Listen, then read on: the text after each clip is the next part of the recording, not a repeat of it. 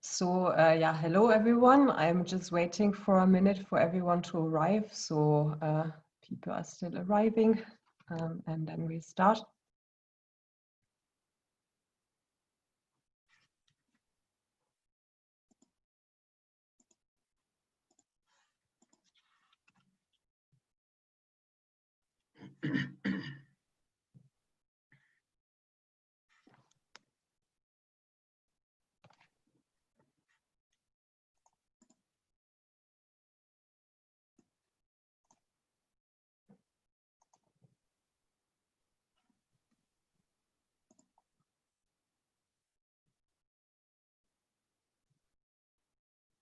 Okay, I think there are not still people arriving.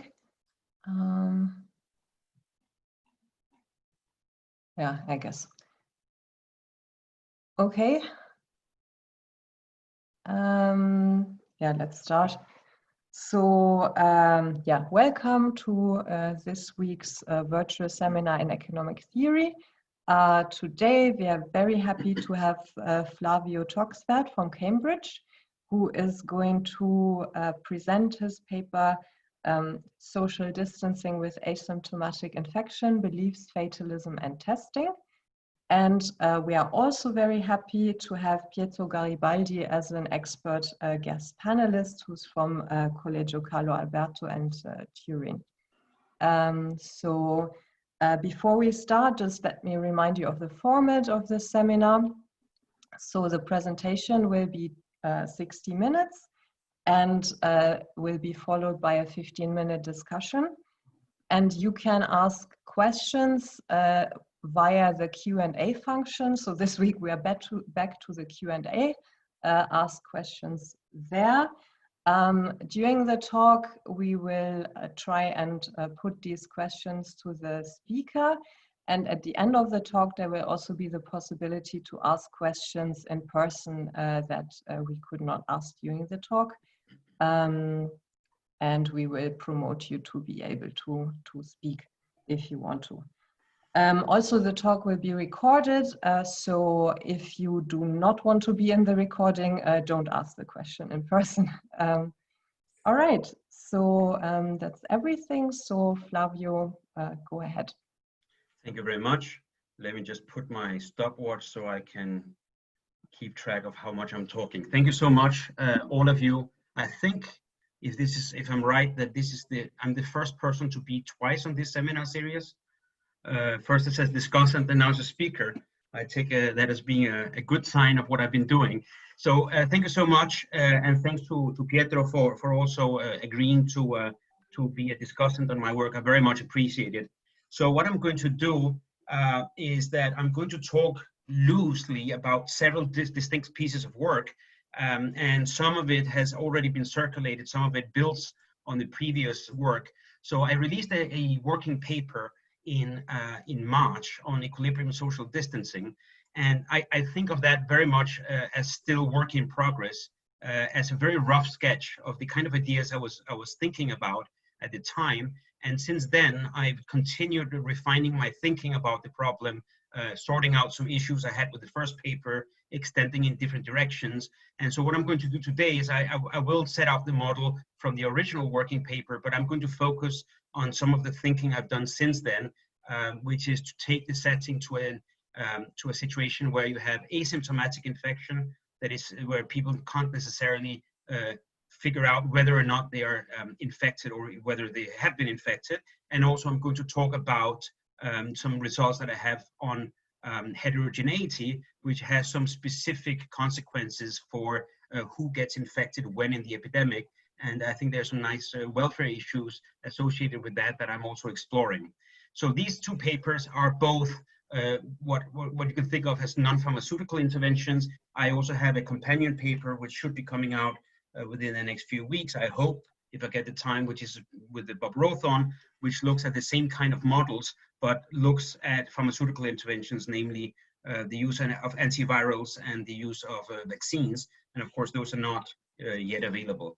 So let me just take one step back and spend a little time motivating the overall research project, we are currently facing an important set of crises. And the reason I say set of crises is that there's a direct crisis that has to do with the spread of COVID-19, which is, of course, an infectious disease that has health consequences. Unfortunately, one of the few ways in which we've been able to combat the spread of this disease is by also significantly curtailing economic and social activity. And therefore, as a consequence, there had also been an economic crisis. And these two crises are intertwined and have to be understood, of course, in concert. Now, as I mentioned a bit earlier, in other disease outbreaks, we had at our disposal vaccines and antivirals, but these are not yet present, and that means that we have to innovate in some sense in ways to slow down the spread of the disease, to curb overall infection, but also maybe to buy time to a point in the future at which those pharmaceutical interventions do become available. So what do we have at our disposal at this point in time? Well, we have some measures that are traditional, such as quarantines. The quarantine is simply the idea that you close off a city or a region, say northern Italy, and you don't allow people to move in or out of that region. Self-isolation, which is what we're all practicing at the moment. Everybody's asked to stay at home and thereby not expose themselves or others to infection. And then, of course, school closures, workplace closures, entertainment venues, and so on. So the important thing about all those things is that they directly reduce or change the contact patterns or the rates of contact between different subpopulations, and therefore it is hoped to be able to reduce progression of the infectious disease. Just to give you a few historical instances in which people's behavior changed, or rather the epidemic changed people's incentives and therefore they behaved differently than they otherwise would have. This is a famous painting of the plague in Florence. And you might remember the book of Boccaccio Decameron, where a group of young people, they flee to the mountains to avoid the infectious disease, and then they sit there and they tell each other stories. But there's a nice quote there where it says, the Black Deaths made people flee from the disease and hoped by doing so they would avoid to become infected themselves. So this is just a very clear illustration of how, when the risks change, behavior changes, and of course, that will have a feedback effect onto the infection itself. Another wonderful lithograph, I think it is here, from the Great Plague of Milan. I think it's the same infectious disease, but a later iteration. But I'm not completely sure of the details, but this is townspeople fleeing the Black Death. So trying to leave town in order not to get infected. And I note here that it seems that death is already a passenger, although the people in the carriage might not have noticed. I like to think that these might be asymptomatic infected people who are already traveling together with them. So a surprise for them to come in the next few weeks, maybe.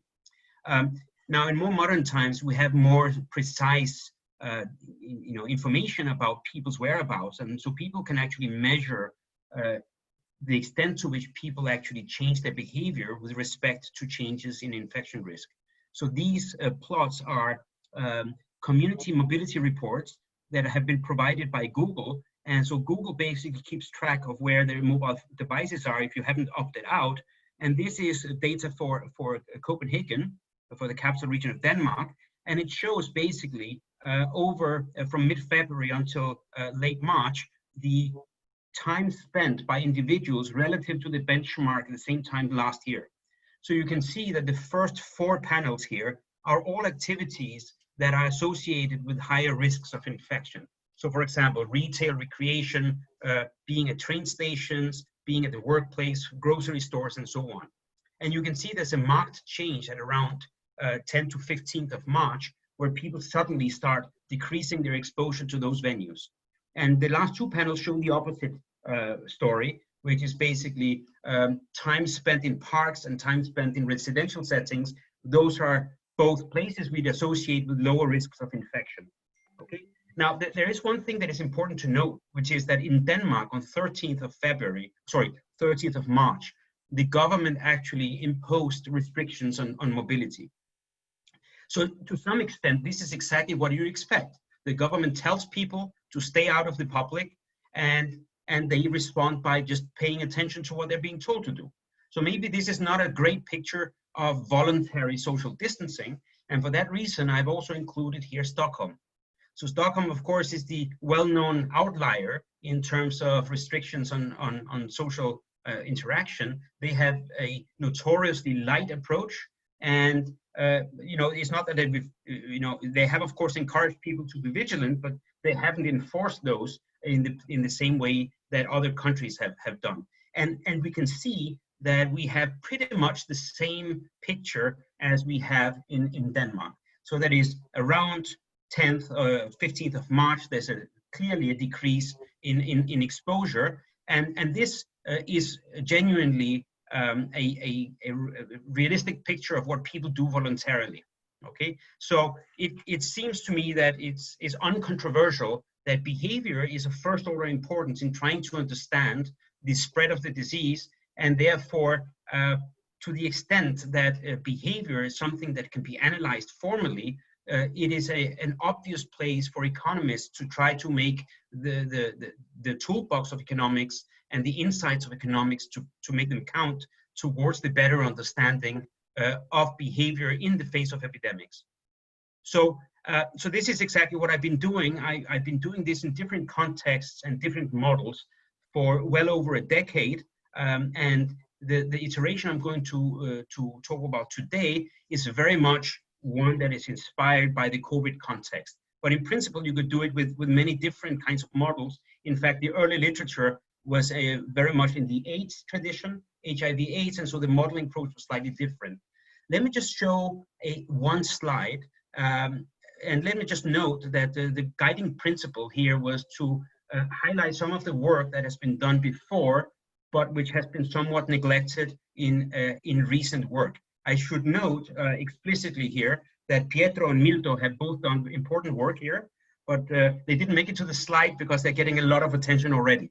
So let me just highlight that there have been a few papers that have been looking at social distancing in SIR models. So these, not all of these are SIR models, but the early one by Reluca, Fenichel, and Chen, and others are very much behavioral SIR type models. Some of them are very, very sophisticated, and some of them have even been taken to the data.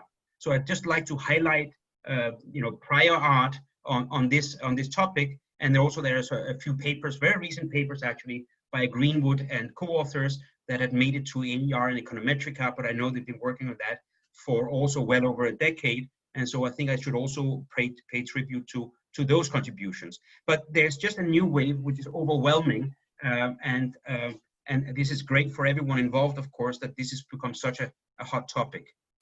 Okay, so what do I do in this model? I do what you might expect, which is to basically start with a very simple epidemiological model. It's going to be an SIR type model. And on top of that, I'm going to superimpose an economic model, which is going to help us pin down what is the behavior. And then I'm going to postulate basically, or show how there's an interaction between the what you can think of as the macroscopic level, which is the aggregate progression of the disease in the population, and also what is happening at the microscopic level, which is what does each individual do in responding to what happens at the aggregate level. So this kind of interaction between the micro level and the macro level is, of course, something that economists do as a matter of course. This is exactly what we do in all other contexts, right? Individuals are price takers, they make decisions about all sorts of things. Once you aggregate up, those have, of course, aggregate influences, and therefore there's a feedback between the micro and the macro level, which is something that we as economists understand very well. And we hope, of course, by better understanding these kinds of interactions, we will ultimately be able to formulate better policies going forward. So this is not going to be a model of optimal control of the disease from a planner's perspective. I'm going to be mainly looking at the behavior, and just one slide to remind you of the model. This is a standard SIR model. It is trivial to extend my model to a model with death, and so I'm not going to spend any time on that. Let me just show you the dynamics of the standard SIR model. So let me remind you, this is a purely biological model at this time. So the first three equations are basically differential equation relationships that basically describe how the sets of susceptible, infected, and recovered people change over time. So beta is going to be a parameter that captures the infectiousness of the disease. I times S is basically the contact rate between infected and susceptible people. And so minus beta IS is basically the rate at which these matches result in infection, and therefore they leave the compartment of susceptibles. They reappear in the compartment for infected. So that's the I times beta times S here. There's also going to be natural recovery, which is spontaneous and not influenced by the individuals.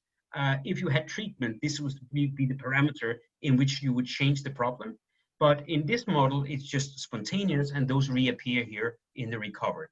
Then we normalize the population to 1, and we have some initial conditions to make the problem non-trivial. And so this is basically the standard diagram for the SIR model. Okay, and really the thing I want to emphasize here is the non-monotonicity in I, because that has behavioral consequences in the economic model. So in the biological model, these S and I guys, they basically interact, and whenever that happens, it increases the number of infected people, and so there's an increase here. There's a rapid increase in the first phase, then it peaks, and then it peters out. And the reason it peters out is that the susceptible people become very, very scarce, and at some point, the infected people start recovering faster than they can actually infect people, and therefore peters out. Now, in terms of behavior, the implicit assumption here is really that behavior does not change at all. Sorry, I keep hearing some little noises in the background. I don't know whether they're questions or just somebody who forgot to mute. Okay. One small point on this chart is that typically in the ST, this chart maybe is not actually 0 in the sense that in steady state, not everybody has to be infected. No, and that's not the case here either. Right. Okay. No, that's just. So so in the SIR model, generically infected people die out. What I said with the susceptible is they become more scarce. Generically, in the infinite horizon limit, S infinity is generically positive. So this is one of the two central results of mathematical epidemiology. That is not that they run out, the susceptibles, but they become scarcer at a rate that is faster than the new infection. So so you're right. S, it goes to something which is positive, and I think you can just make that out here. I think never 0. It's never 0. That's completely true. Okay. So so the implicit assumption here in the biological model is that individuals at the early stages of the epidemic behave in exactly the same way as they do towards the peak of the epidemic. So there is no behavioral change whatsoever. So this is what we want to change, and the way we're going to do that is by building the behavioral model on that. And we're going to instead of saying that people don't behave at all, we're going to go to the other extreme and say people are going to be hyper rational. They have perfect foresight, they have perfect information, and all the standard assumptions that we make in microeconomics. And so this is where I'm going to head next. So let me set out the model. It's not going to be a macro model. I know most of the recent contributions to the literature have been very much in the macro mold. And so we have been thinking about consumption and production and so on. This is going to be a very simple model in which there are 3 payoff levels, pi S, pi R, and pi I. These are going to be flow payoffs that accrue to an individual when in the different disease states. So that is, a susceptible individual will be better off than any other individual at an instant in time, and an infected person is going to be worse off than any other individual. So that's going to give us basically an incentive for individuals to try to avoid becoming infected in the first place. I'm going to also assume that future is discounted at some rate rho, okay? And the last bit, Pietro, I can see you're talking, but I can't hear you. Very quickly, on the previous slides. Now, the pi S is greater than pi R is not totally obvious. I mean, so I allow it to be bigger. So I think it is totally obvious, and I'll tell you why. The way I think of it being smaller is that you can have after effects. That is, you could, for example, COVID is well known to make damage to the lungs. So even if you recover, you might never reach the levels of health that you had previously. Now, if you think of it, pi r being larger than pi s, first of all, I'm not sure I would understand kind of biologically why that would be the case. But second, it would complicate the analysis because it would give people an incentive to become infected. No, but what it could be is that before the disease, if there is such a war before the disease, then pi s was even higher, if anything. Then as the disease, you anticipate that you are more likely to get sick, and it might be. No, but remember, these are not net present values. These are flow payoffs. I know. But it is a sense that when there is no disease, everybody is at some utility level. No, I mean it's. So that's pi s in my world. That's the benchmark utility when there's no disease. Okay. And everything else that comes with the disease comes through the probability of entering states at which you lose your normal well-being. No, okay, but it's a minor point. Yes, okay. So how do I model social distancing? So the way I've done it is a very, very simple one, which is I've allowed people to choose in an uncooperative manner at each moment in time how much exposure they want to have to the disease. So it's basically, do you go out? Do you not go out? And the way that's going to translate into to infection risk is that it's going to change your personal infection rate to a multiple of what is known as the force of infection. So beta times I, think of that as the probability of meeting an infected individual times the infectiousness of the disease. And then I'm going to scale it with something I choose, which goes from 0 to 1. So that means I can switch off infection completely, or I can just relax completely, and then we're back in the biological model. So there's an implicit assumption here that infected people who know that they are infected never protect themselves in this model. And that's why we only have one epsilon multiplying this, and it's not my epsilon times your epsilon. In fact, that's going to make that's going to be important once I go to the asymptomatic infection, because there even infected people might want to protect themselves because they don't know they're infected. So how do I make this costly? Well, I basically say there's a cost of social distancing, which is C, that's going to multiply 1 minus epsilon. So if you want to reinterpret 1 minus epsilon as your social distancing choice, then you can basically think of social distancing being costly. And that we think of it as the opportunity cost of doing all those nice things that you usually would do, but now you're trying to hold back on them because you're afraid of the infection, okay? So what we have now is basically we have a trade-off between, on the one hand, the risk of infection, which decreases your flow payoff, whereas on the other hand, relaxing your exposure is privately costly. So that's the central trade-off. And then you might ask yourself, well, why is this not just a decision problem? Why is this a game? And the reason is that this thing in multiplying I, and I is determined at the aggregate. So that means that everybody else's choices will feed through to your problem through their influence on the aggregate exposure level, the aggregate infection rate in the economy, okay?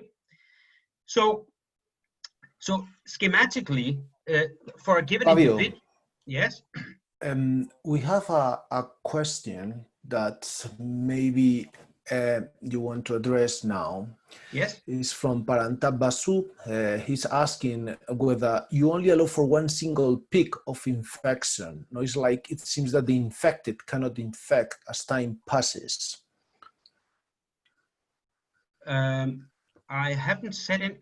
I'm not sure this is implied by what I said. I'm in the biological model. This is what's going to happen. Now, this is not the behavior. I mean, is this the peak we're talking about? So an infected person can infect as long as he's infected or she's infected, can continue to infect others. That's the assumption here.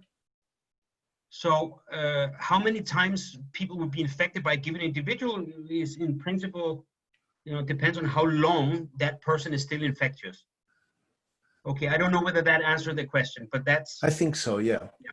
Okay, so this is basically your movement through the stages. You know, you are in a susceptible state. At some point, you're going to transition to a next state, which is at an endogenous rate, and then you're going to transition back to recovered at another rate, which is here exogenous. But I can see I'm now well into a third into the talk, so I think I should now basically speed up a little bit. So this is the individual's problem.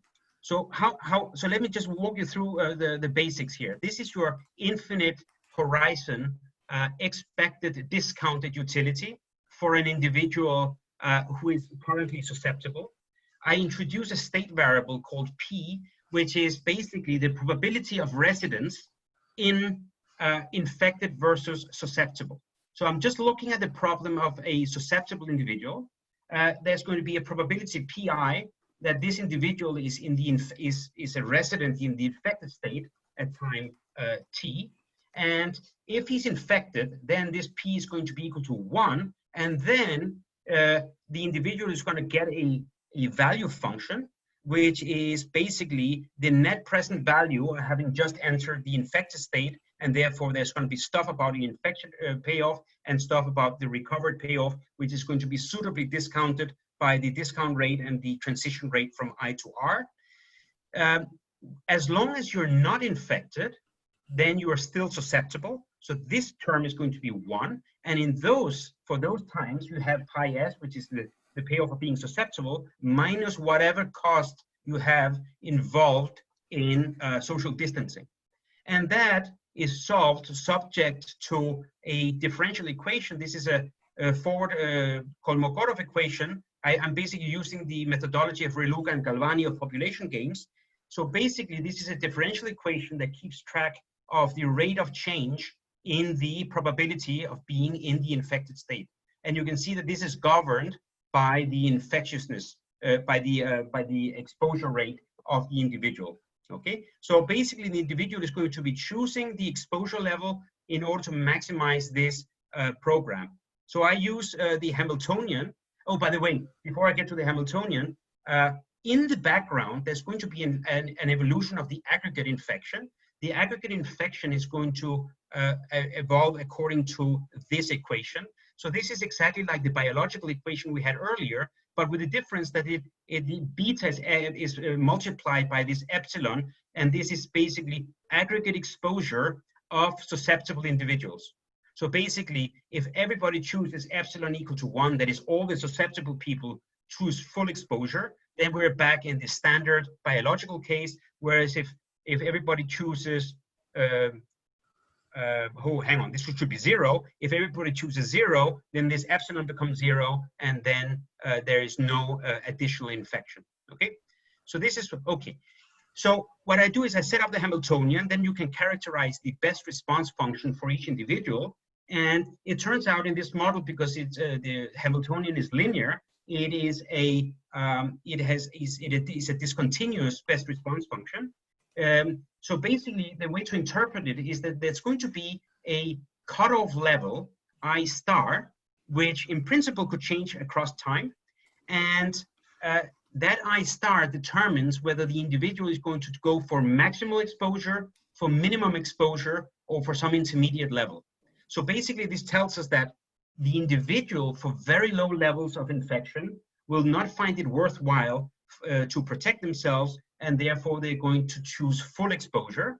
If infection is very high, you're going to go for no exposure, and if you're just at that intermediate level, you may choose to do anything. In particular, you may wish to use mixed strategies there. Now, what would this look like in a model without a linear Hamiltonian? Say we had a convex cost of social distancing, you would basically have a smooth increase in social distancing as the infection risk picks up. So this is something that is well known from this kind of models, that there's going to be a nice monotonicity in the state variable, in this case I, which in the linear case just takes a very stark shape. It's 0 and then it goes to 1. But in the takeaway point here is basically the monotonicity, which is that the higher the risk of infection, the higher will the incentive be for an individual to protect themselves.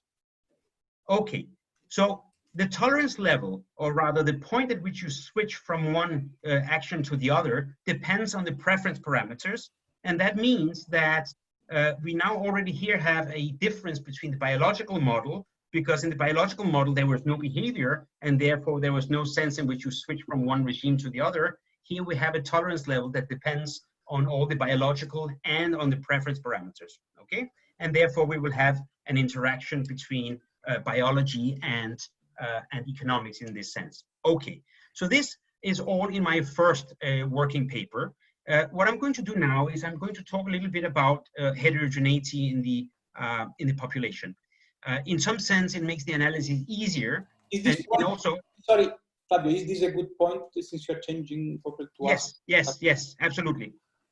Okay, so let me just a general comment. So I think this is a very nice model of behavior, of like individual behavior. So it's really, you see economics, this individual have rational expectation. Now that's the key thing. So you are bringing rational expectation, so. But let me make the comment I want to make. So it's, I like it a lot. It really shows how economic incentive, it's really bringing rational expectation to the SEER model. And it is, as you mentioned, I mean, there is a lot of work these days, but you have been working for the past. But let me take it from your historical standpoint. Like, I love your the Cameron beginning, and let me be marginally personal. At the beginning of the pandemic, I actually was in Tuscany, and I'm from Piedmont, and I was mentioning to my old mother, oh, I'm doing like the Cameron. No, I have to stay here to flee from the from COVID-19. But then I was kicked out because I was not from Tuscany, and I had to go to Piedmont. And no, but that's important, because that means that, so the economic incentive was exactly going into your model, but then something more happened because I had to leave. And the other, your second historical point, which is the Milano plan of the 1600, that's also in the Italian literature is very famous, is the Promessi Sposi in Italian, I think is the Betrothed by Manzoni, is one of the most important novels. And chapter 31 is the one basically describing how Milano behaved during the plague. And there was clearly individual social distance, but there was also an authority, a magistrate regulating. So while I clearly like your model for the first part, it tends to be silent on the second part. So basically of one authority, beyond this rational expectation, there is something, if we look what happened to me in Tuscany, why I had to be kicked out? I was doing exactly what you are saying. So in fact, this is something that is on my last slide as things that I think we all have to look at. So there, in some sense, the theory since the 1970s have been one of two kinds, really. One of them has been purely equilibrium models, and this is one of those. It's basically saying what would happen in a completely laissez-faire society. The other extreme is the social plan model, which is basically the central government tells everybody what to do and they pay attention. It's clear. One can do also in between, as you know. No. It's clear that a lot of work needs to be done in between. And so I had a paper last year on rational disinhibition, which is exactly that. Is saying, suppose you're looking at an equilibrium, a decentralized equilibrium, but as a social planner, you try to do second best interventions. What would be the outcomes in those kind of models? And my paper was just one example of that. I think a lot of stuff needs to be done. So for example, my work with Chris going that. Yeah. So for example, you know, it might have been good for the northern Italy to be closed off, but also, you know, having leaked the information 24 hours early clearly might have been an attempt to kind of get all the infected people out and go back down south, right? So there are all sorts of games and policy interventions and interactions between policy and behavior that I think we're just starting to think about. But I think you're absolutely right, and my model does not do any attempt to do justice to that kind of thinking. Okay. Okay. So let me go to the heterogeneous population case.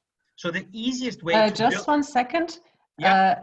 I also have some questions from the Q&A from the attendees, Yeah. but you can decide to defer them to later also if you think it's better. So, Okay.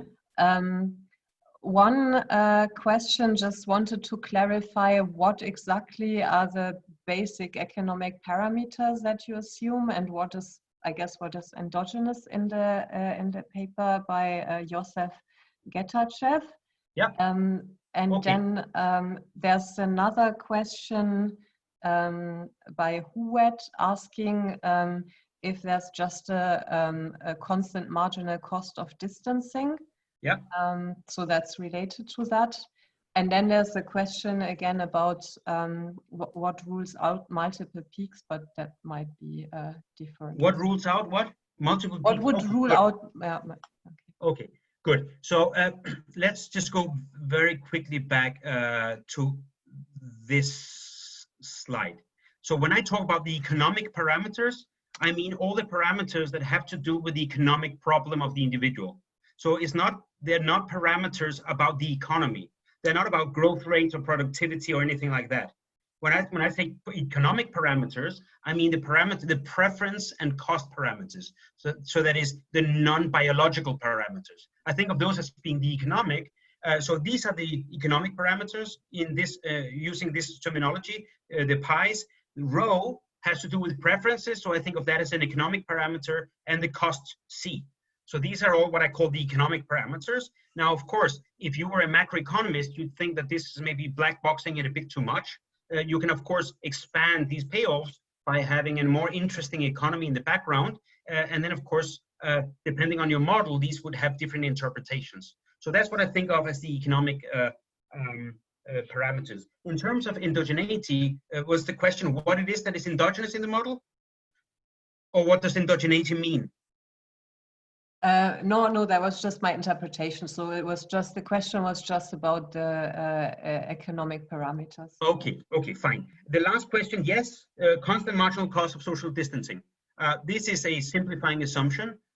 It buys us a lot of mileage, but of course it's a simplification, and I fully accept that. But it does keep things simple while still allowing us to tell a story. Okay. So let's look at how we can build in heterogeneity into the model. The easiest way I could think about it, so there are many ways one can think about it. One of them is to change the payoffs. Another one would say people have different susceptibility, so are easier to become infected than others. The easiest I could think of was just change the cost parameter. So that's what I'm going to do. I'm going to assume that there's going to be a distribution in the population of individual costs, CI. Okay, and it's going to be distributed according to some distribution F on 0 C upper bar. So that basically means that we can resolve the previous problem on the previous slides for each individual CI. And what that's going to do is, rather than having one threshold I star, which is true for all individuals, we're going to now have a type-specific threshold I star. So that means if my cost is, say, 15, then I can go and calculate what is my threshold I star of 15, and that determines whether at the present level of infection I am willing to expose myself to infection or not. So that means that higher cost individuals, I think of those as people who have a high cost of social distancing. Those would be younger people who have lower risks of becoming infected, people without underlying health conditions, and so on. These are the people for which staying away from the mall or from the discotheques is very, very high. If you are a person who is, at high risk, then you are a low cost individual in this setting. You have a stronger incentive to protect yourself. Okay, and so what's going to happen is that you're going to have a whole distribution in the population of thresholds that determine whether or not you are willing at the present level of infection to socially distance. And so this is going to translate into a question as how many individuals have thresholds that are below the current level of infection, and that's going to help us pin down the aggregate amount of exposure in this economy or in this population. Okay, so one way of writing this is this way, that the infection equation now becomes the standard infection equation from earlier. So this is, beta times I times S minus gamma I. But the beta now is going to be modified. And because of the heterogeneity, it's going to be, there's going to be exposure only for individuals whose thresholds are above the current level of infection. So that means if you're a person whose threshold is very low, you don't have a very high tolerance to infection risk, then at this point in time, you will not count here because you will be, switching off your exposure. And this already gives us a very nice characterization of the evolution of infection in the economic model that we can contrast to the biological model. So remember, the biological model didn't have this term here. Because F is a cumulative distribution function, this tells us that as I increases, there are more and more people who switch off exposure because it becomes too risky for them. And then this 1 minus F becomes smaller and smaller. So this shows us that the tendency to social, or rather the propensity to socially distance yourself, increases with I, also in aggregate, and that tends to curb additional infection in the population. Now, this leads us to a very nice insight, I think, which also speaks to some recent papers in epidemiology, which is the following. Because this is a heterogeneous population, that means that individuals are not going to all choose the same level of exposure in equilibrium. In particular, what we're going to have is that high cost types, that is the young and those without underlying health conditions, are going to be exposing themselves more, simply because their critical threshold hasn't been reached yet. But that means that in some sense, the high cost types, they are going to be free riding on the social distancing behavior of the low types. So let me just reiterate. Old people are going to say, this is just too dangerous. There's not so much infection, but it's still too much for me. I'm going to stay at home. By doing so, they don't help to spread infection in the population. That means that infection is now going to be less aggressive overall than it would have been otherwise. And that's something that the young people benefit from. So they're free riding from the social distancing of the low cost people. Now, there's a second thing, which is that because the high cost types expose themselves more in this equilibrium, that means that their overall exposure is higher. And that means they tend to be overrepresented amongst the group of people who end up becoming infected. So I'm free riding on you because you are socially distancing, and I am not protecting myself now. But because I'm not protecting myself, I'm more likely to become infected. Now, when I become infected, I will at some point recover. That means I'm going to now contribute towards herd immunity, which is something that you will benefit from in the future. So I think of that as an intertemporal quid pro quo. The high cost people, they benefit from the free ride on the social distancing of the old, but by doing so, they contribute towards herd immunity, or by speeding it up, and therefore the older people benefit from that herd immunity later on in the epidemic. Okay, so there is a quid pro quo. That doesn't mean that it's socially optimal. It just means that different people contribute to some social good at different stages of the epidemic and in different ways. Some people in terms of social distancing, other people by doing a favor and having become infected and recovered. Okay, this is something you can characterize formally by you can define this thing called total exposure. So this is the total exposure of an individual across the stages of the epidemic. And you can see beta times I, of course, is the risk of becoming infected. And this, we're going to scale it by the path of social distancing. And since we know something about how to rank the social distancing decisions of different people depending on their costs, we can actually write down this equation. And then we can see that when other people socially distance, the path of future infection is depressed. That means it decreases my total exposure. That's the free riding. But because the I star is increasing in my cost, that also increases my total exposure. And that means that I'm going to be more likely to become infected. And so you can think of this as being, you have a distribution of types in the economy. And over time, the high exposure types are going to start moving out of the susceptible pool faster than the low exposure types. And so there's going to be a shift in the distribution, which is something I only realized after my previous seminar. There's going to be a shift in the distribution F across time.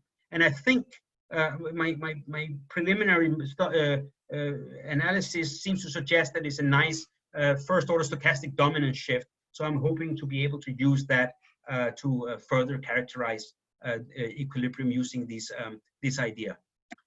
Okay, so this is the heterogeneous case. Let me just point out one thing.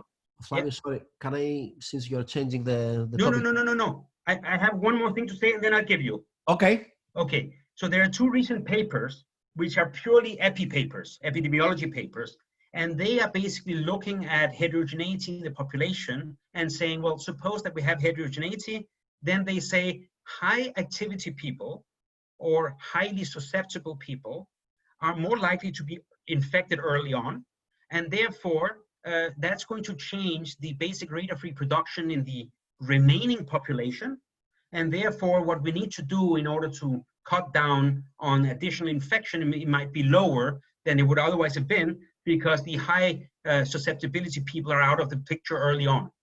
What this model shows us is that it should be exactly the other way around.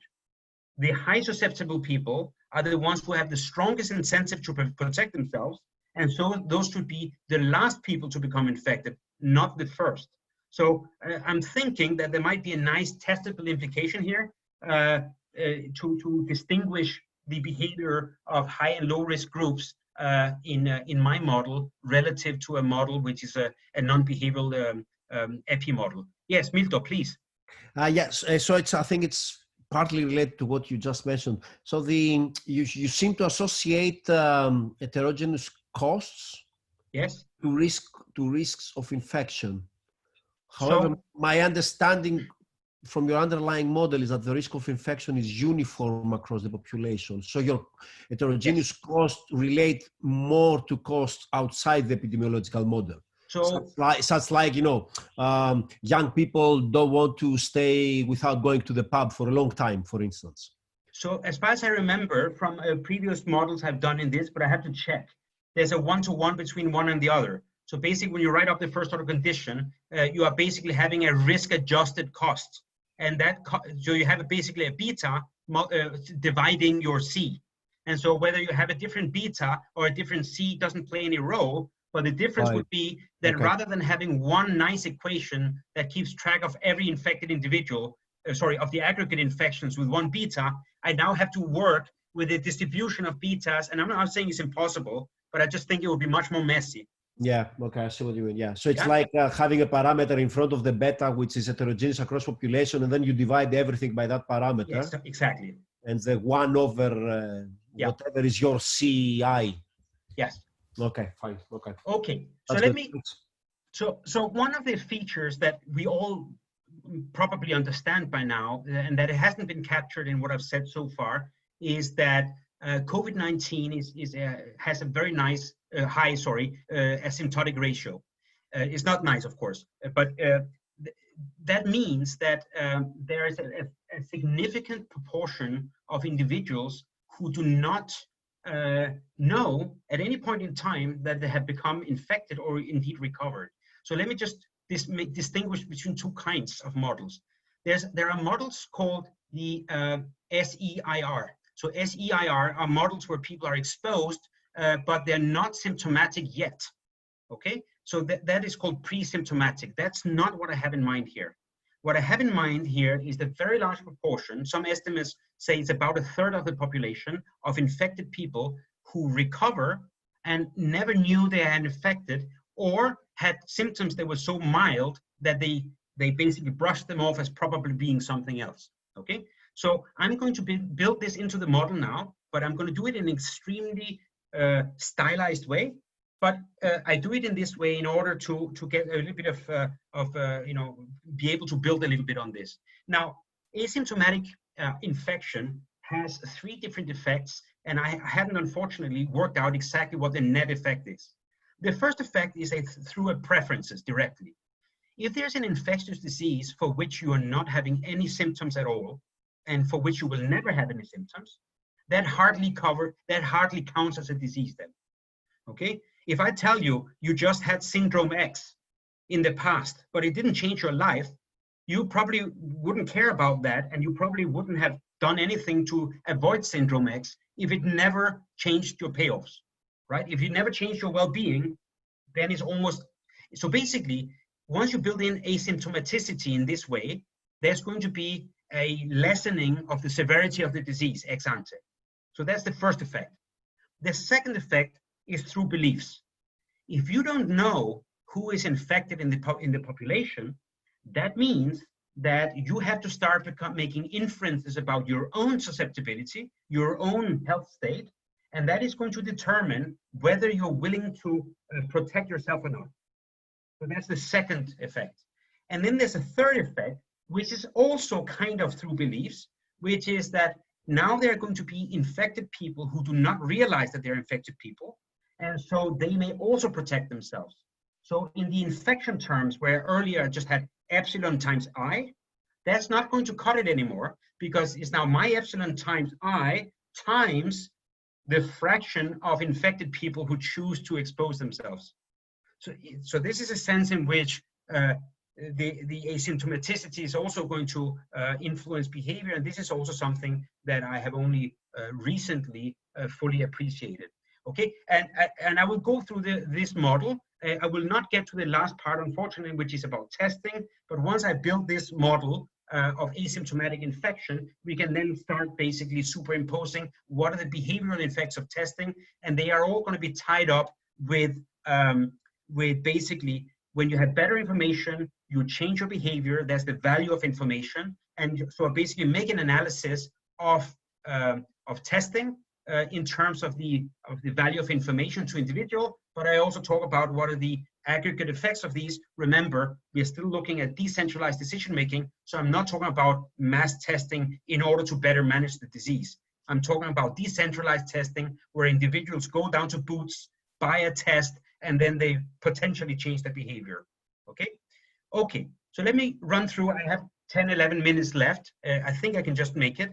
So the model is going to be exactly the same as before, and for simplicity, let's go back to the homogeneous case, because the heterogeneity is going to complicate the analysis.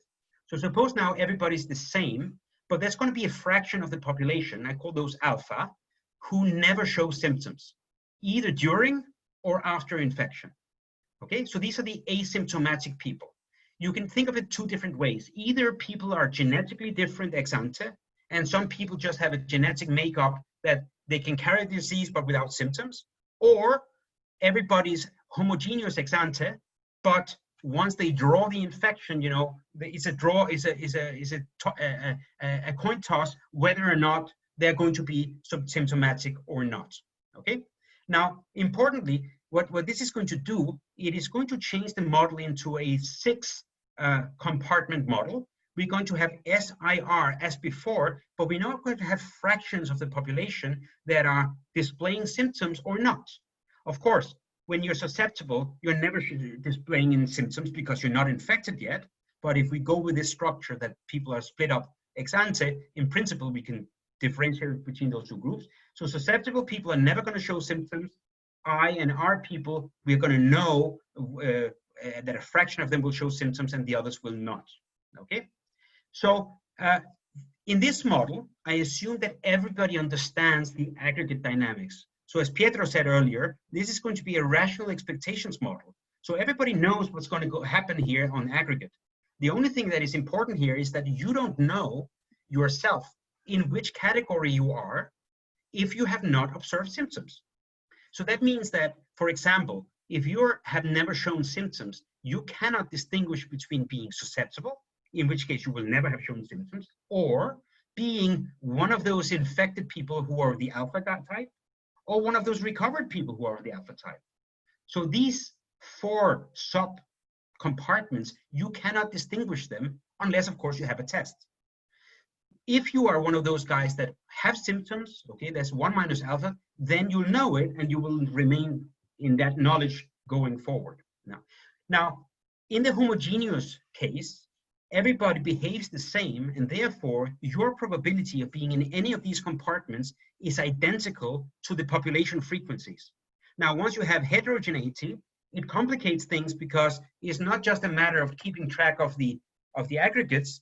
Because you are heterogeneous, your own exposure is going to be different from other people's because you have a different C, and therefore your own personal history will now matter for what are your chances of being in one compartment or the other.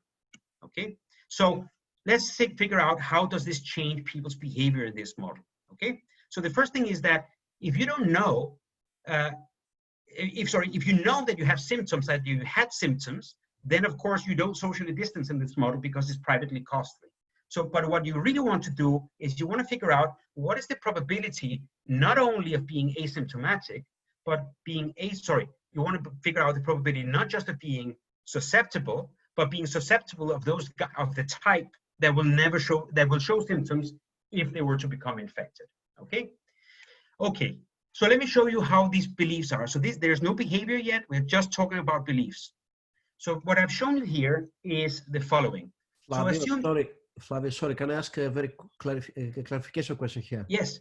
So these beliefs are the beliefs from the point of view of the initial instant of the epidemic, or the conditional ones, right? That at some instant I know that I don't have symptoms. These are the probabilities of being in the different compartments at date T, conditional on never having observed symptoms. Up to that point T. At that point in time. Exactly. So they are the conditional belief. Okay, fine. Okay. It's conditional on not having observed symptoms. Or not having observed symptoms. Yes. If you have observed symptoms, then the game is over. Yeah, exactly. You know what you are. Okay, fine. Okay. Thank you. Now, because in the homogeneous model, the population frequencies really are what matters here in terms of probabilities, then I've shown you here the dotted line in the middle. That's basically the susceptible people in the SIR model. You remember it goes down over time, and as Pietro pointed out, it doesn't go to zero. Okay. Now, alpha is equal to a third. That means there's going to be 2/3 of these guys who are susceptible in the beginning, but potentially symptomatic. There's going to be 1/3 who are susceptible, but of the type that will never show symptoms. Okay, so that's how the pie is sliced at the early stages of the epidemic. Everyone who's below this dotted line are susceptible. Everybody who is above that dotted line are either infected or have been infected and have then recovered. Of those, there's going to be, again, 1/3, that's the upper thing here, who are asymptomatic throughout, and 2/3 that we actually learn who they are because they showed symptoms as soon as they were infected. So that means, as an individual, what you know is just that you're not, if you haven't observed any symptoms yet, the only thing you can be sure of is that you're not in this white area. Because if you were in the white area, that means that you have shown symptoms. So you don't know that yet. Okay, so all the action here is going to be for people who haven't observed symptoms. So let's look at those guys. Now, early on, at the start of the epidemic, you haven't observed anything. You haven't observed any symptoms. What do you ascribe that to? Well, in the early days, almost everyone is susceptible. So your probability of having been infected but being of the asymptomatic type is going to be negligible here. You are very, very likely to be still susceptible. But over time, as the epidemic progresses, it becomes more and more likely that you are in fact in the asymptomatic type, but you have become infected and then recovered. So for example, at very, very progressed stages of the epidemic, say in period 15, let's think of this as weeks. If you're still not showing symptoms, it's overwhelmingly likely that you're up here and very unlikely that you're down in this little sliver down here, which is really the one you're interested in. So for example, my daughter was infected with COVID, I think, because we didn't do the test, but she had all the symptoms. Because of the proximity with her, I'm fairly confident that I also had it, but I didn't have any symptoms. So I'm one of those guys, I think I'm up here, but I don't know. So I have very little time, so I'm going to tell you the punchline in terms of protection.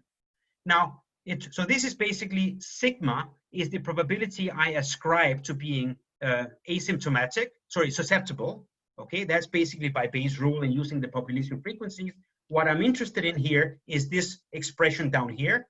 So this is basically telling me 1 minus alpha is the probability that I'm potentially symptomatic if I become infected. Sigma is the subjective probability of conditional on not having shown symptoms. I will become, I'm still susceptible. Beta times I is basically the force of infection. And here there's a correction for this I mentioned earlier, that infected people might protect themselves. Who are protecting themselves? The alpha fraction who have still not shown any symptoms. Okay, 1 minus alpha have shown symptoms, so they choose epsilon equal to 1. So that's why I has 1 here times 1 minus alpha, and the remaining people who are the asymptomatic types, they choose some equilibrium level epsilon, of course, which has to be properly specified. So what's the takeaway point here? The takeaway is that this expression here is non-monotonic. The reason is that at early stages of the epidemic, infection is very, very low, so the risk I face is going to be low, simply because there are not many infected people left. As time progresses, I become more and more pessimistic about still being at risk, and therefore my perceived risk, which is this epsilon term times 1 minus epsilon alpha, it actually peaks before the force of infection. So this difference between these two curves is the correction that people make because they no longer believe that they're at risk because they haven't been symptomatic and it's late in the epidemic. So this is what I call rational fatalism, and I use the expression in the way that Philipson and Posner used this expression. That is a non-monotone behavioral response to a perceived increase in risk. So in this model, people see an increase in the infection, still they stop protecting themselves because they just don't think is relevant for them anymore. And I'd like to point out that early on in the epidemic here in the UK, there was a lot of talk about what was called fatigue. So fatigue was the idea that when people have been spending a lot of time, protecting themselves, at some point they're going to have enough and they're going to stop doing so. I like to think that fatalism might be an alternative and observationally equivalent explanation for that kind of behavior as time goes on, unless you completely shut off all infection risks. As times go on, you become less and less worried because it is less and less likely that you are still at risk. Okay, so so that's what we have time for. So I just want to point out the last thing, which is that there are conflicting effects here of the asymptomaticity. Given some level of disease prevalence, given a certain risk in the population, it's clear that asymptomaticity is going to relax social distancing simply because of the fatalism effect. And the mechanism is interesting because you might naively think that, well, if you don't know who's infected, of course, you're more likely to jump into them because you don't know how to avoid them. That's not the mechanism here. That's not an economic explanation. If we know the risks, you take that into account whether or not you can see who is infected. What happens here is that because you think that it's less and less likely that you're at risk, you basically lower your guard, and therefore, for a given level of infection in the population, you are now exposing yourself more, and all other things equal, that's going to increase infection in this model. But there's a second effect, which is that the one I mentioned earlier. Infected people who don't know that they're infected are also now going to contribute to social distancing because they don't know that they're infected. And so they might, in some sense, counterbalance this other effect. And which one is the net effect, I don't know. And the last thing I want to mention, and then I will stop, is that this model with the asymptomatic infection nests perfectly the two other models, namely the perfect information case is alpha equal to 0, and the biological model, that is the first model I showed you, with alpha equal to 1. When alpha is equal to 1, nobody cares about becoming infected, right? That's the preference effect I mentioned earlier. And there, people just don't behave at all. And therefore, you are back in the biological world, okay? So there's a lot of stuff here I could go through, but I will, of course, not do that, other than to mention that equilibrium in this model is not going to be socially optimal, and that's because of the presence of externality effects that are not properly internalized by individuals in this model. So even though this model predicts that's going to be spontaneous social distancing, people are going to protect themselves. It is nowhere enough from a social perspective. And so we have to think hard about how to incentivize individuals, or how to compel individuals to do the right thing, in this model at least. Okay, I think I've hit the mark exactly, right? Maybe I've gone over by a minute. Yeah, no, pretty much. We started a bit late. Okay. So yeah, thank you so much. That was really interesting. So now we will start the Q&A. So maybe before we unmute some people from the audience, Pietro, do you have any comments or questions to start off the discussion? I think this last I like very much. I mean, this is expanding and pushing towards symptomatic, particularly for COVID. So that's, I congratulate, is very important. Now, I have, in some sense, the only question I have is that the asymptomatic as an effect that probably it might speed the process toward herd immunity. Have you thought about that? So it will certainly influence it. The reason I can't say it will speed it up is I haven't worked out fully what it does to equilibrium infection rate. Because there are these different effects, I don't know which one is the dominating effect. So basically, the accumulation of herd immunity or the arrival of herd immunity is a function basically of I of T, is of the path of the infection, right? So to the extent that the asymptomaticity influences that, it will also influence the rate at which that is achieved. But because I haven't fully made up my mind about how the equilibrium is going to be, look, once you put all these ingredients together, I don't want to be too bold and say exactly what is going to happen to herd immunity. But I'm confident to say it'll influence it. Okay, so we have some questions from the audience. Okay, so first I think is Parantab Basu, who already had a question before. So yes, so Parantab, I think we can hear you now. Hello? Hello.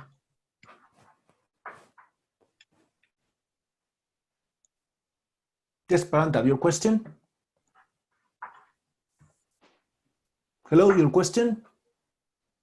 Hello. Hello. Can you hear me? Yes, can you hear me?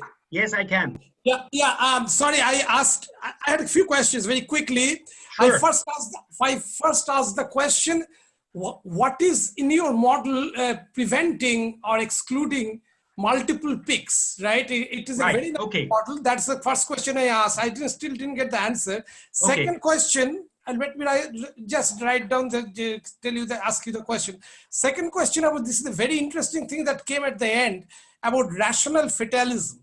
But it looks like there is heterogeneity in the model. Some people may be more fatalistic, some people may be less fatalistic depending on their costs, perceived costs. Yes. So this gives rise to interesting public policy and what should the government do? So that if I am more fatalistic than someone else, I should be taxed, or something should be done to punish me by inflicting cost on others, right? These are the two questions. Great. Okay. So that's fantastic. So in principle, I don't restrict. I'm not ruling out the possibility of multiple peaks, but what that would entail would be a situation where people socially. Remember, if you don't socially distance. Sorry, somebody forgot to mute their mic. Okay, in the basic model, there's going to be one pattern, right? It's going to be single peaked. So what happens is that when people start socially distancing themselves, they modify the infection because they don't tolerate that high level of infection, and that dampens the peak in some sense. It puts a lid on the infection. Now, in order to have a second peak in this model, assuming that there's no, let's say, time varying changes in pizza or anything like that, the only thing that could create a second peak is if in the middle of the epidemic, people started relaxing themselves again and then allowing the infection to go back up. Okay, I think that would not be consistent with best responses. Because if I remember, best responses are monotone. That means that if I am switching off my exposure for a given level of infection, I would remain, that would be the case also for any higher level of infection. So that means that to have a behavioral response in equilibrium where people originally protected themselves and now suddenly they stop protecting themselves and cause the infection to go back up again, I think that this is just not compatible with equilibrium. But I'm happy to be proved wrong. Well, rather, I'm not happy to be proved wrong. I'm happy to have correct results. And if that happens to be the result, then of course I'm happy. Now, in terms of fatalism, so yes, I did a little bit of a trick on you. I set up the heterogeneous model, and then when I talked about the homogeneous stuff, about the fatalism, I switched back to the homogeneous case. You're of course right that the fatalism in my model is a purely a function of the total exposure, right? This pi t that I mentioned earlier. Now, to the extent that people are different, have different costs of protection, they will choose different paths of their protection through the epidemic, and therefore their total exposures are going to be different. And so people who have a high cost of social distancing would have a stronger fatalism effect than the other people. So for example, if you're an old person who stayed indoors from the very first day of the epidemic, you're going to have no rational fatalism in my model, because you haven't been exposed to anything, and so you don't change your mind about your susceptibility. If you've been out and about a lot, then of course you are going to have a higher possibility of having become infected, and so fatalism is going to be different for you. So this is correct. Rational fatalism is going to be type dependent in this model, and that's so this is absolutely true. So that was those two, I think. No, yeah.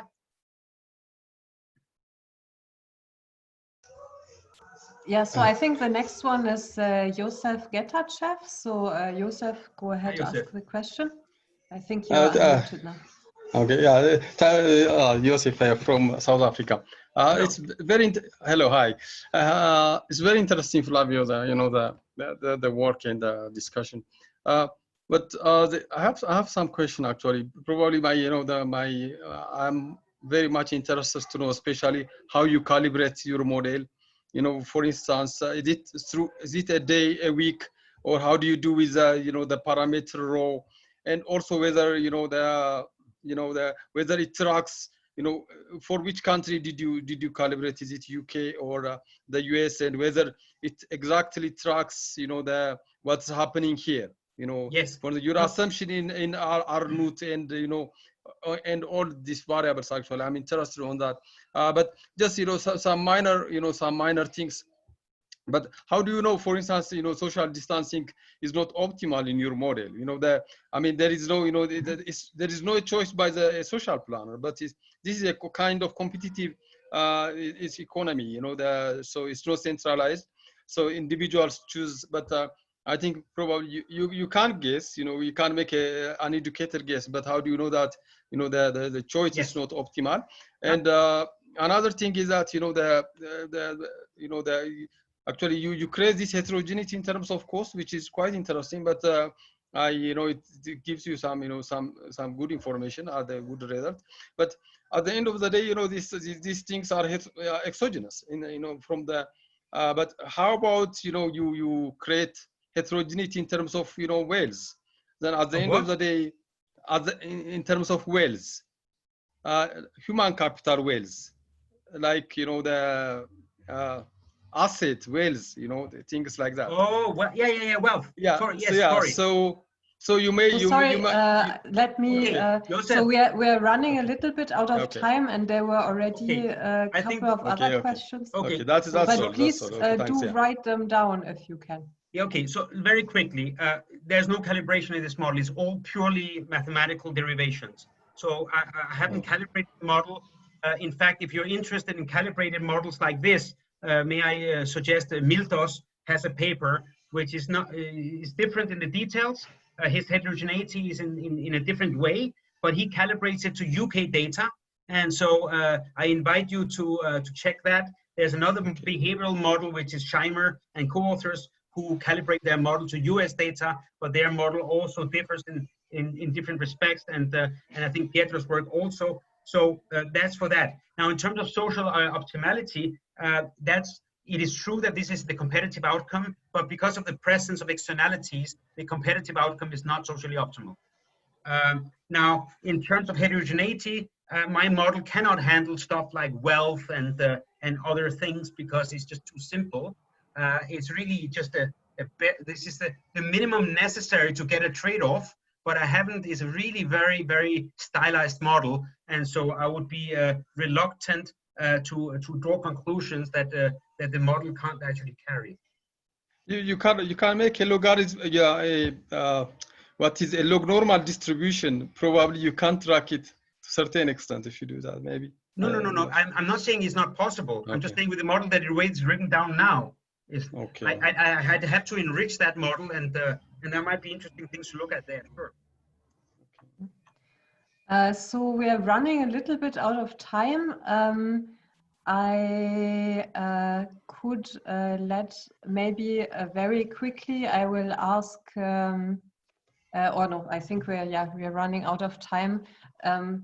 Maybe I let you ask a question very quickly, if that's all right. And yeah, if you have. Hi, I'm Hugh Edwards from Loughborough. I'm going to work with ParentApp on this.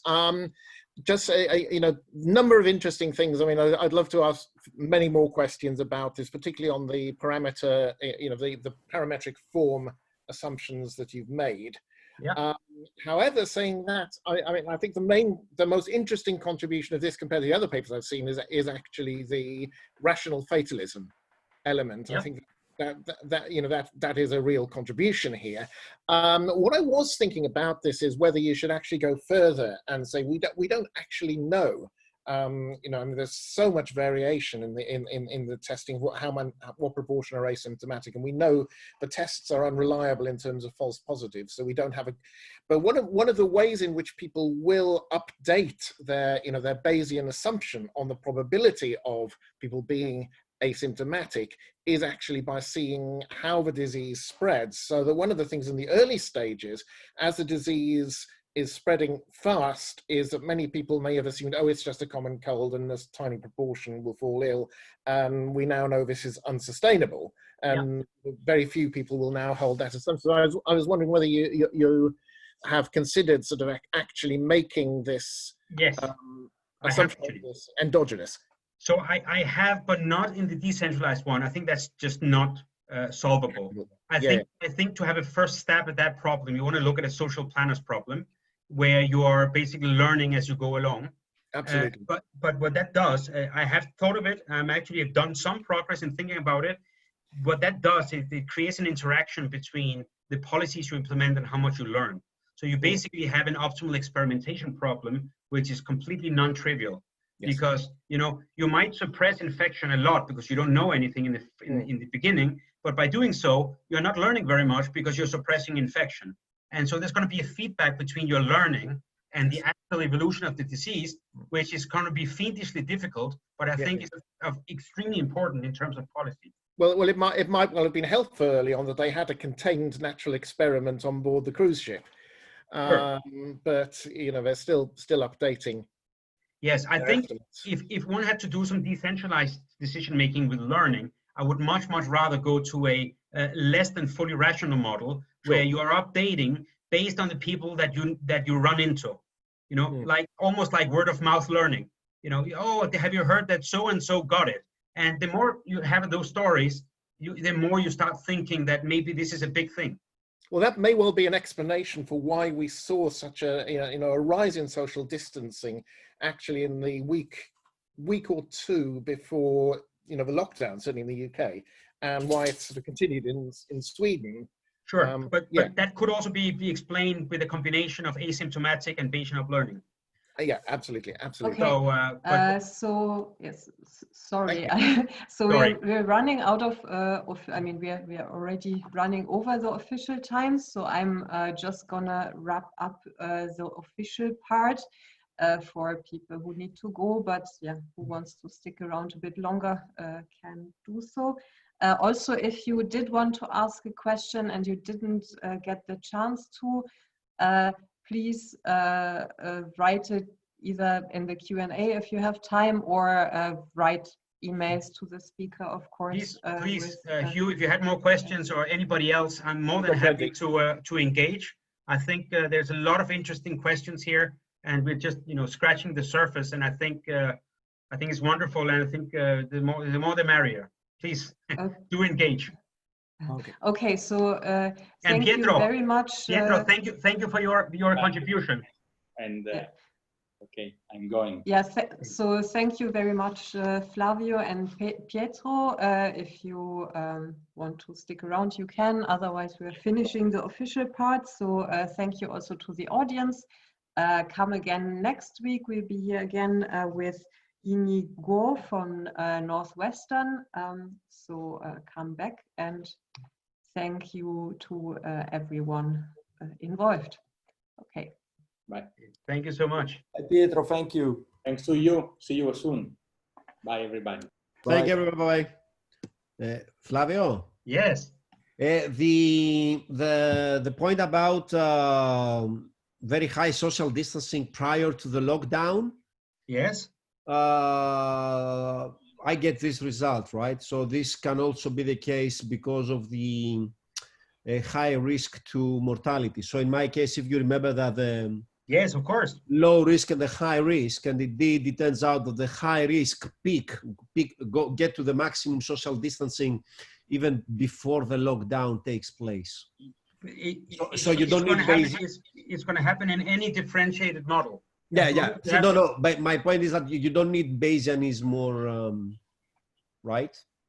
Well, what you need is what you need is a differential response to risks. Yeah, exactly. So now it could be either two different things. Either if we differentiate ourselves between our perceptions about infection risk, it would also give it. But if we're all rational and we have the same risks, then you need heterogeneity in your trade-off. Yes, exactly. So yeah. So basically, what we need is a difference in expected trade-off. Yes, that's right. That's right.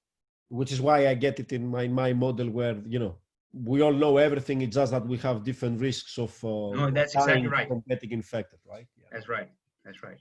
Yeah. Perhaps, Flavio, me and Angela actually had questions. We censored ourselves because we wanted to give other people a chance to talk. This is something that I mentioned to Mitos before as well. Who's talking? That's Francesco. Francesco. Okay. Yeah. So, me and Mitos have discussed this amongst ourselves, actually. One of it, I mean, I know it's probably very hard to deal with technically, but one of the things that really seems to matter here, and I think Hugh's question was kind of going in this direction, is there is an asymmetric information. So there are two levels maybe. One is maybe even the experts don't really know what the disease does and how it behaves, but they certainly do know more than the population. And it's very important that how the message is communicated to the population, what the population believes about the dangers of and so on. So actually there are clearly signaling games here going on. And actually the stuff that you presented today was indicating to me that it's not obvious at all whether, for example, a policy of releasing all the information that you have, or a policy where you release information selectively, which then, of course, creates second-order effects, is optimal. I mean, the political economy of just the information release, I agree, on top of the political economy of the lockdowns, is very important. Yeah.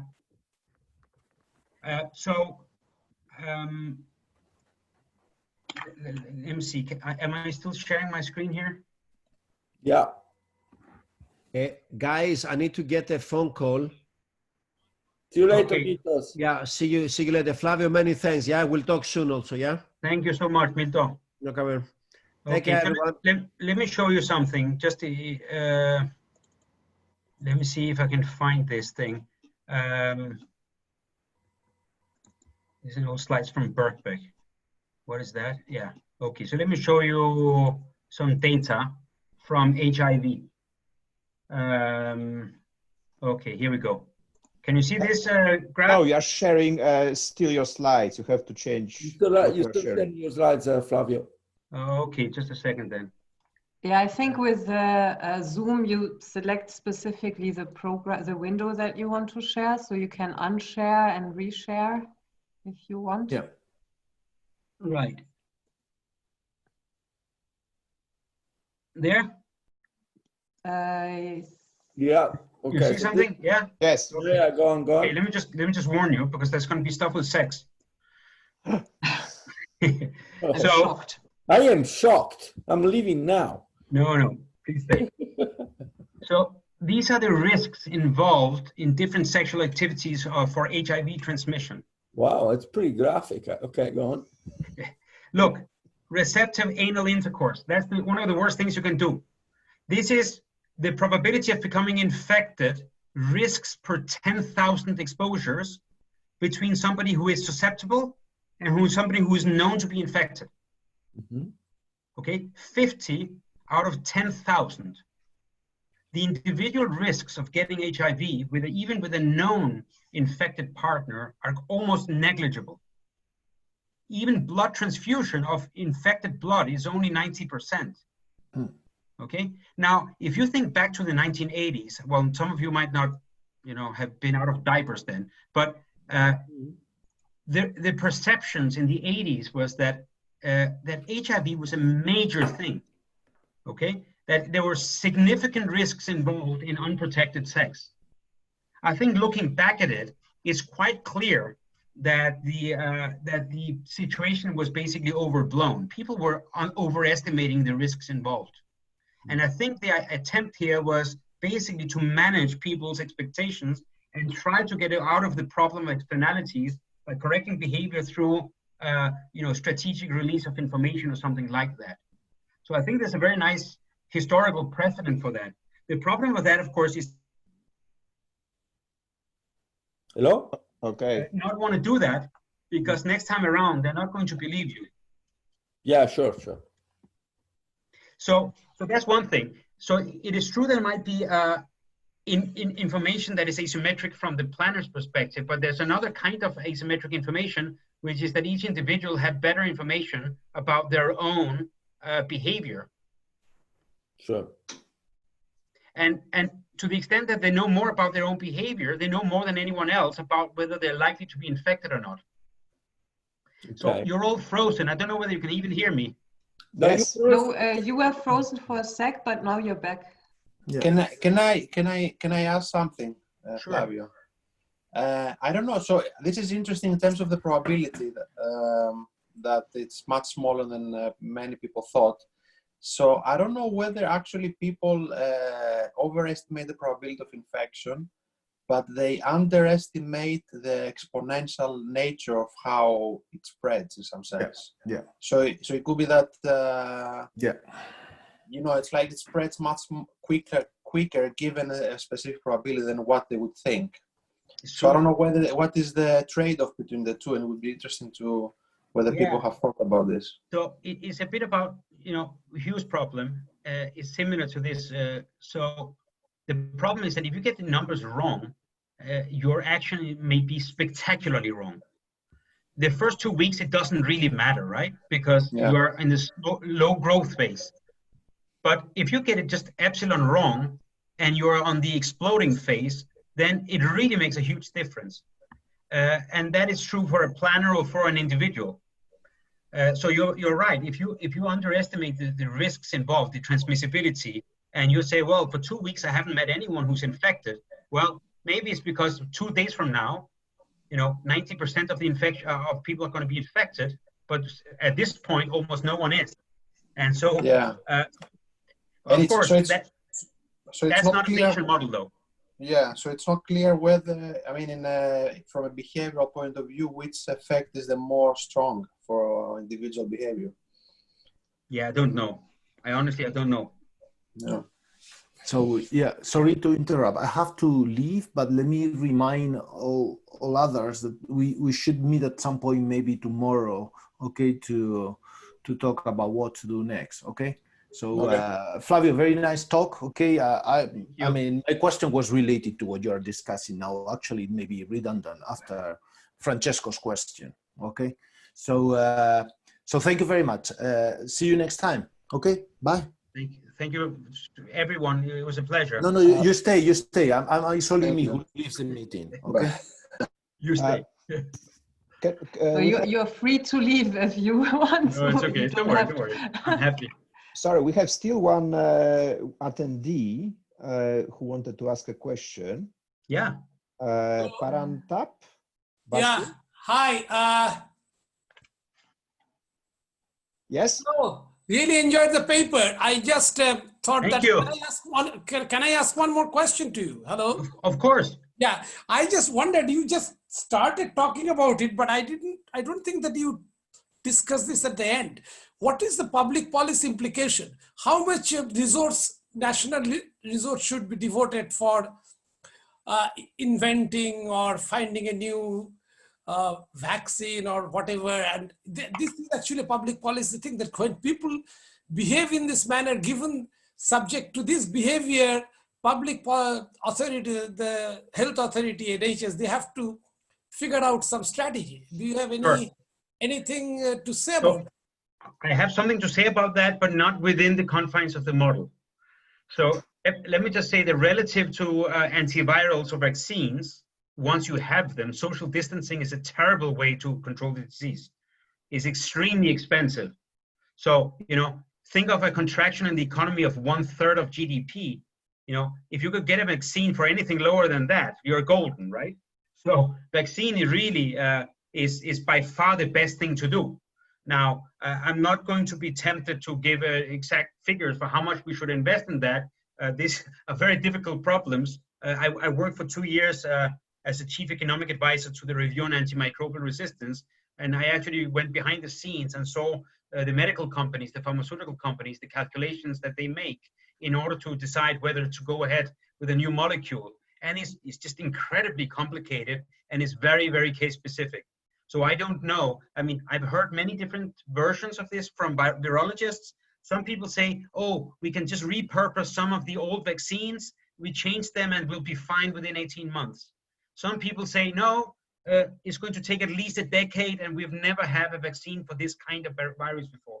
So I simply don't have enough knowledge to be able to make an educated guess about the cost and benefits of a vaccine. If you tell me we have a vaccine, this is the cost of giving it, then I have a model to explain how much you should use it. But that's as much as I have. Yeah, but the question is how many people should be vaccinated? That depends on their behavior. Like if there are people who are behaving recklessly, then maybe you need more money to invest in vaccine. That's my, that's a very raw intuition. I don't know if that is true or not, but the point is that absolutely right. The amount that you are going to invest depends on how people behave, right? So that again depends on the institution. How many poor people are there, and all these questions come then, right? So the value of the vaccine, in some sense, is the opportunity, is not having whatever is your default scenario. Now, if people behave recklessly in the default scenario, then the vaccine becomes more valuable. Expensive, right? Yeah, well, more valuable, right? More desirable, because the counterfactual is just much worse. If everybody behaves like they have to, then maybe vaccine is not so important because people do the right thing already. So you're of course right. Of course right. But this is not something that I've been spending too much time thinking of yet, at least. Yeah. Thank you. You're welcome. I'm from Durham University. Sorry, I did not introduce myself. From where? And health colleague. So I'm parent of Basu. I work at Durham University. I've been working on a project with some of these people, and they're very interested in what you are doing. I've been seeing your paper. Actually, saw your paper before. So okay, lovely. Thank you so much. Thank you. Thank you very much. Thank you. All right, Hugh, I interrupted you before. Did you want to ask another question? Well, I was thinking, picking up on what Parantap has just raised, which is, I mean, the issue of vaccines. I mean, I've been thinking quite a lot about them, and I think they are, the expectation, the probability you think that a vaccine will be viable within I don't know, couple of years or something, is absolutely critical to deciding, both for individuals and for a policymaker in deciding social distance policy now. Yeah. In particular, you have brought out there, for somebody who's relatively risk-taking, there are two types of externalities. The one is that they get it and spread it, but the second externality is that by catching the disease, they're actually taking themselves, out. Can you see me? Yes. I sort of seem to have disappeared. They're taking themselves out of the infectious pool, as it were, and creating herd immunity. So that reduces the problem. If you expect that the disease is eventually going to go right through the population, then that means fewer other people are going to get it eventually. Now, if on the other hand, the other people are waiting for a vaccine to come up, then what happens in the short run, the externality that you spread it faster is far more important. And if you take yourself out, that may not actually be critical to creating herd immunity. So therefore, the balance, on the one hand, people may actually want to socially distance more to wait for this vaccine. They're prepared to assume that if I socially distance now, I won't get it. Whereas before, if I socially distance, I will get it later, perhaps. But on the other hand, the social optimum is even more greatly affected.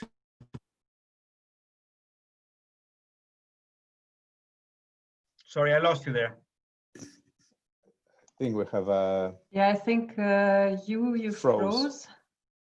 Or maybe it's just been... now you're back. Yeah. Yeah. So the answer is completely true. So suppose you had a planning horizon capital T, and the capital T is when the vaccine arrives. So a lot of recent macro papers, they do exactly that, right? So you're basically maximizing from 0 up to capital T, and a capital T, something else is going to happen, right? Yes. Presumably you're going to have a scrap value, in the optimal control theory terms. Now, it turns out that the optimal policy is fiendishly, dependent on this time horizon. Yeah, absolutely. So yes, so the intensity with which you do anything from 0 up to capital T is going to depend on capital T. So I agree, and probably what one should do is probably take expectations over different T's, and with the expectation being, over some prior about what you think about the arrival of new